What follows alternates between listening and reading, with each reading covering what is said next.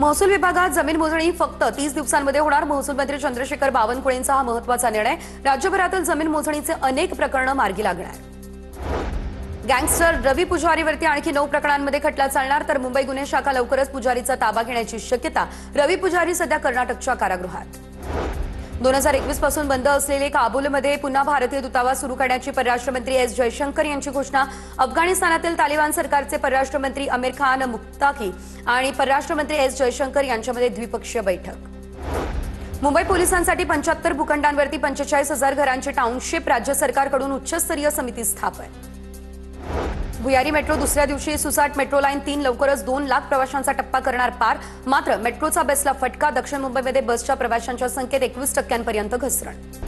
धावता एक्सप्रेसमधून पडून एकाचा मृत्यू तर 1 जण गंभीररित्या जखमी। कल्याण ते आंबिवली दरम्यानची घटना। कुशीनगर एक्सप्रेसच्या भीषण गर्दीमध्ये धक्का लागल्याने तरुणाचा झाला मृत्यू। नवी मुंबई विमानतळाला आता विस्तारीकरणाचे वेध। वाहतुकीसह कार्गो टर्मिनलची क्षमता वाढणार। महाराष्ट्र सागर किनारा प्राधिकरणाकडे CRZ मंजुरीची प्रतीक्षा। ठाणे महापालिकेचे निलंबित उपायुक्त शंकर पाटोळे यांच्यासह 3 जामीन फेटाळला। बांधकाम व्यावसायिकाकडून 35 लाखांची लाच घेतल्यानं कारवाई। पुराव्यांमध्ये कोणतीही छेडछाड होऊ नये म्हणून अर्ज फेटाळला। मान्सूनची मुंबई कोकणातून माघार। भारतीय हवामानशास्त्र विभागाची माहिती। राज्याच्या उर्वरित भागातून देखील मान्सून पुढील 3 ते 4 दिवसांमध्ये घेणार माघार। मध्य रेल्वेच्या कर्जत यार्ड पुनर्रचना कामासाठी मेगा ब्लॉक। आजपासून मंगळवारपर्यंत विशेष ट्रॅफिक ब्लॉक। नेरळ ते कर्जत आणि कर्जत ते खोपोली दरम्यान लोकल सेवा असणार बंद। मध्य रेल्वेवर याचा होणार परिणाम। मुंबईमध्ये मालमत्ता कर थकबाकीदारांच्या मालमत्तांचा आता लिलाव होणार। थकबाकीदारांना पालिकेचा चांगलाच दणका। 4 मालमत्ताधारकांच्या 8,55,00,000 अधिक मालमत्ता कर थकीत। पुणे स्टेशन ते मुळशीमधील घोटावडे गाव मार्गावरती PMPMLची बस सेवा सुरू। ग्रामीण भागातील नागरिकांना दिलासा। बसला हार घालून पूजा करून बस सेवेचा शुभारंभ। अमेरिकेचे राष्ट्राध्यक्ष डोनाल्ड ट्रम्प यांची चीनवरती 100% टॅरिफ लावण्याची घोषणा। 1 नोव्हेंबरपासून चीनवरती 100% टॅरिफ करणार लागू। यांच्या निर्णयानंतर दोन्ही देशातील व्यापार युद्ध सुरू होण्याची देखील शक्यता। चीनच्या वाहतूक मंत्रालयाकडून आता अमेरिकेच्या सर्व जहाजांवरती अतिरिक्त बंदर शुल्क जाहीर। अमेरिकेने चीनी जहाजांवरती शुल्क लादण्याचा निर्णय जाहीर केला आणि त्यानंतर चीनकडून जशास तसं उत्तर। अमेरिकेच्या भारतावरील 50% टॅरिफनंतर रशियाकडून भारताला तेल खरेदीची ऑफर।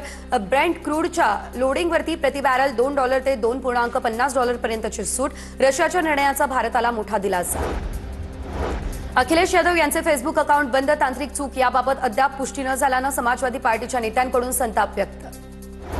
हक्क संरक्षणासाठी अभिनेता सुनील शेट्टी कोर्टात, तर अनेक सोशल मीडियावरील पेजेस आणि वेबसाईट परवानगीशिवाय छायाचित्रांचा वापर जाहिरातींसाठी करत असल्याचा दावा। अभिनेता नवाजुद्दीन सिद्दीकीचा त्याच्या पत्नीविरोधातील 100 कोटी रुपयांच्या मानहानीचा दावा मुंबई उच्च न्यायालयानं फेटाळला। सुनावणीला सतत गैरहजर राहिल्यानं हा मोठा निर्णय। राज्यात ओला, उबर, रॅपिडो सारख्या ॲप आधारित प्रवासी वाहतूक सेवांवरती आता सरकारचं असणार नियंत्रण। महाराष्ट्र मोटर वाहन ॲग्रिगेटर नियम 2025 जाहीर। स्वीट मार्ट फोडून 40,000ची रोकड लंपास, तर जालन्याच्या परतूर शहरातील रेल्वे स्टेशन रोडवरील ही घटना। चोरीची घटना CCTV कॅमेऱ्यात कैद। अज्ञात चोरट्याविरोधात गुन्हा देखील झाला दाखल।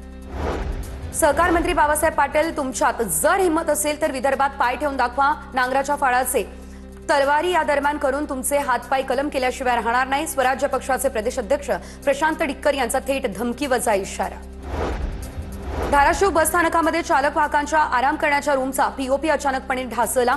सुदैवानं कुणाला जखम किंवा इजा नाही। 6 महिन्यांपूर्वीच 10 कोटी रुपये खर्च करून सरनाईकांच्या हस्ते। लातूरच्या मेघराजनगर भागामध्ये शिक्षकाची हत्या। आरोपी आशु शिंदे पोलिसांच्या ताब्यात। विवेकानंद चौक पोलिसात गुन्हा दाखल। अधिकचा तपास या संदर्भातला सुरू।